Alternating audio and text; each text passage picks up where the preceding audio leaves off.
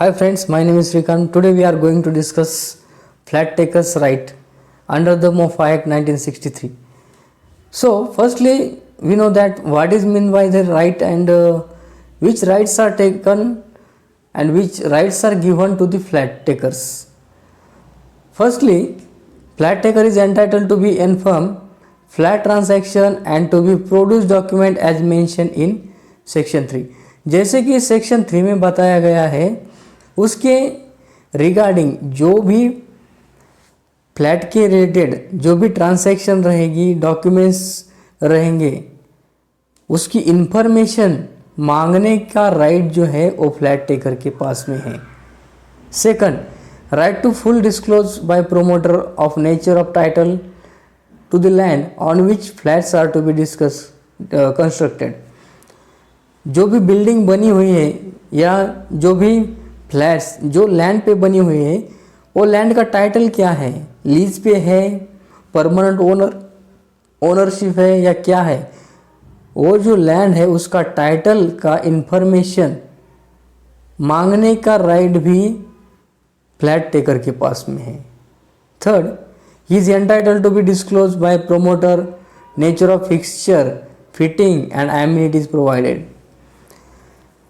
उसके बाद प्रोमोटर जो है उसने जो भी फिटिंग्स लगी हुई है बिल्डिंग को या फिर कुछ फिक्चर्स है या कुछ एमिनिटी प्रोवाइड क्या क्या कर रहा है वो भी पूछने का हक जो है वो फ्लैट टेकर के पास है, यानी फ्लैट टेकर को ही हम परचेसर बोलते हैं.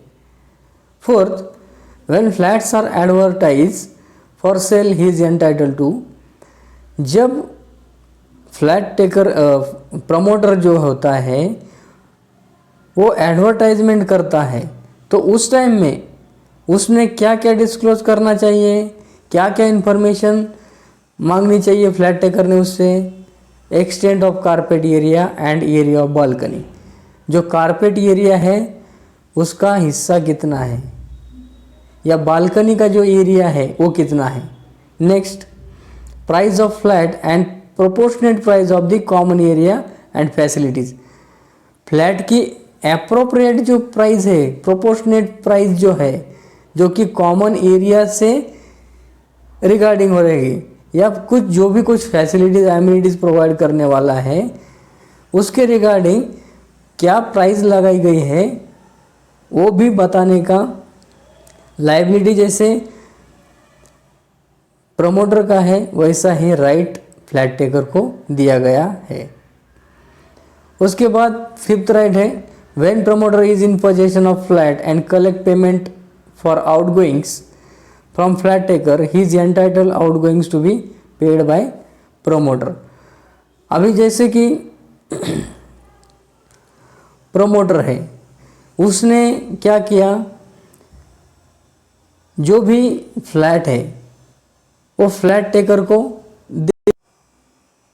उससे पहले अगर प्रमोटर ने अगर फ्लैट टेकर से यानी परचेसर से कुछ पेमेंट रिसीव किया है तो उसकी आउटगोइंग जो है जो ट्रांजैक्शन है जो भी समझो एक्स्ट्रा पैसा अगर अमाउंट उसको दिया गया रहेगा प्रमोटर को तो वो जो है वो प्रमोटर से लेना है, उसका भी राइट जो है फ्लैट टेकर को है.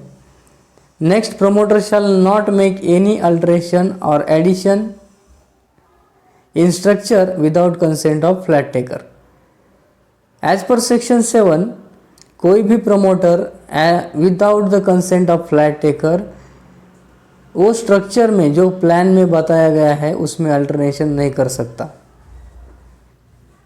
7, right to refund in case promoter fails to give possession of flat within time specified. As per section 8 जो प्रमोटर ने में बताया गया कि पोजीशन आपको ये डेट को मिल जाएगा. अगर वो देने के लिए फेल होता है प्रमोटर तो जो अमाउंट आपने या फ्लैट टेकर ने जो प्रमोटर को दी है वो रिफंड मांगने का भी हक जो है वो फ्लैट टेकर को यानी परचेसर को है. Then promoter shall not mortgage flat after agreement is executed.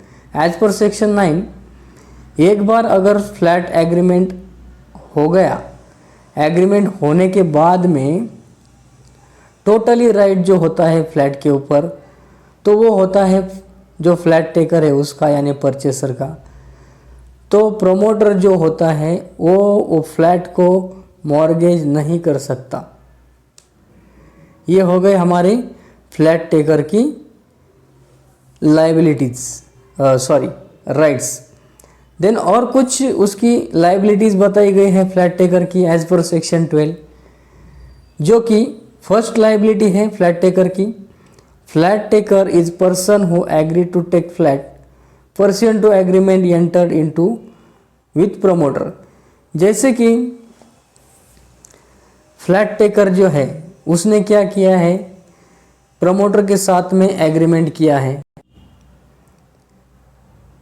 Flat taker और जो प्रमोटर हैं उनको कन्विंसिंग करने के लिए जो भी प्रॉपर्टी ट्रांसफ़र होने वाली है, तो उसके लिए सबसे इम्पोर्टेंट होता है एग्रीमेंट। तो पहले तो ये लाइबिलिटी होता है फ्लैट टेकर का कि एग्रीमेंट में एंटर्ड होना है। उसके बाद फ्लैट टेकर में ऑल्सो भी ऑर्गेनाइजेशन अ पर्सन और सोसाइटी और company as is form under this act.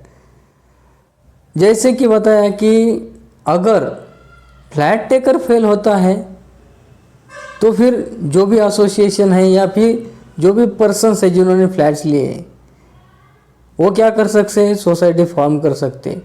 लेकिन फर्स्ट रिस्पॉन्सिबिलिटी लाइबिलिटी होती है प्रमोटर की कि उसने क्या करना है, जो भी लोगों ने जो फ्लैट लिए हैं, परचेस किए गए हैं, वो सब लोगों को इकट्ठा करके एक सोसाइटी का फॉर्मेशन करना है। तो उसके लिए जो भी फ्लैट टेकर है उसको सोसाइटी में एंट्री करना है। ये लाइबिलिटी होती है फ्लैट टेकर की। Then according to section 12, every person who has executed an agreement to take a flat shall, जो भी एग्रीमेंट करता है फ्लैट टेकर तो उसने क्या करना चाहिए।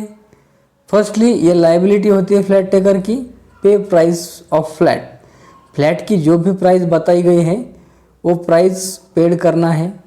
Second, give his proportionate share of municipal taxes, water, electricity charges, ground rent, other public charges in accordance with the agreement with the promoter.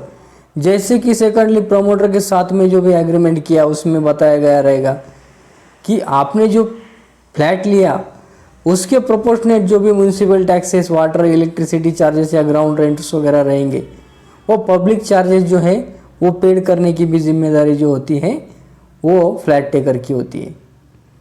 Third, to cooperate in formation of such society और company, society formation करने के लिए cooperate करना है promoter के साथ में। Fourth, flat taker shall pay money as advance payment when there is agreement between promoter and him. अगर समझो प्रमोटर और फ्लैट टेकर के बीच में कोई एग्रीमेंट हो गया रहेगा जिसमें कुछ एडवांस देने की बात की गई रहेगी, तो वो भी क्या करना है, उसको देना है। Then flat taker liability when property is transferred to him, जब प्रमोटर से ट्रांसफ़र होती है प्रॉपर्टी फ्लैट टेकर को, तो फ्लैट टेकर जो है उसकी एक लाइबिलिटी होती है। After ownership is transferred to flat purchaser, he becomes owner of property sold to him. Consequently, if there is a loss to property, he shall bear loss or owner of property. अभी जैसे पूरा property की transfer हो गई है, property transfer होने के बाद में वो प्रॉपर्टी में जो भी कुछ डैमेजेस होते हैं या कुछ उसके बाद कुछ कॉन्सिक्वेंसेस होती हैं, लॉस होता है कुछ प्रॉपर्टी में, तो उसके लिए पूरी जिम्मेदारी जो होती है, लाइबिलिटी फ्लैट टेकर की होती है। Second, flat taker after sale is completed become owner of the property. जैसे कि फ्लैट टेकर जो है उसने क्या किया, प्रॉपर्टी जो है वो अभी ले ली, उसके बाद वो पूरा 100% एब्सोल्यूट ओनर बन गया। Therefore he shall pay outgoings, that is government dues, revenue taxes. उसके बाद जो भी पब्लिक चार्जेस रहेंगे वो ओनरशिप होने के बाद तो वो पेड करने की भी जिम्मेदारी जो है उसी की रहेगी। ओके, तो ये वीडियो में हमने देखा कि जो फ्लैट टेकर है उसकी क्या क्या जनरल लायबिलिटीज़ होती है। ये वीडियो में आपको ये समझ में आया होगा कि फ्लैट टेकर जो है उसे क्या क्या लायबिलिटीज़ है, क्या क्या राइट्स है। Thank you. नेक्स्ट वीडियो में हम देखने वाले हैं इसेंशियल सप्लाईज।